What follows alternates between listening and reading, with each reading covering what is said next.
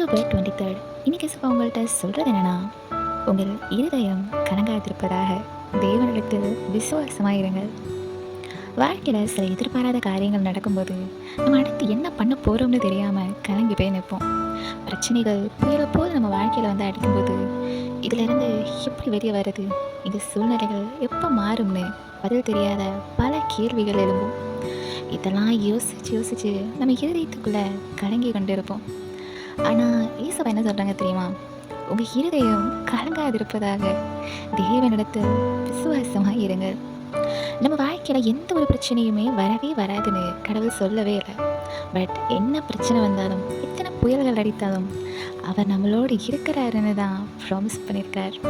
நம்ம வாழ்க்கையில் நடக்கிற எதையுமே நம்மளால் கண்ட்ரோல் பண்ணவும் முடியாது, அதை மாற்றவும் முடியாது. ஆனால் நம்மளுடைய பிரச்சனைகளை அவருடைய சமூகத்தில் ஒப்படைக்கும்போது எந்த சூழ்நிலையாக இருந்தாலும் அதற்கு மத்தியில் நம்ம இருதயத்தில் ஒரு பெரிய சமாதானம் உண்டாகும். அவர் உங்களோட ப்ராப்ளம்ஸை நீங்களே ஃபேஸ் பண்ணுங்கன்னு சொல்லலை. அவரால் உங்கள் சூழ்நிலையை மாற்ற முடியும்னு அவரை விசுவாசிக்கணும்னு தான் எதிர்பார்க்குறார். ஸோ நீங்கள் தனியாலாம் இல்லை, உங்கள் கூட ஏசப்பா இருக்கிறார். ஸோ நீங்கள் எதுக்கும் பயப்படாமல் கலங்காமல் அவரை விசுவாசித்தால் மட்டும் போதும். உங்கள் பிரச்சனையை விட அவர் உங்கள் வாழ்வில் வைத்திருக்கும் ஆசீர்வாதங்கள் பெரிது. So stop worrying and start trusting him. Have a blessed day.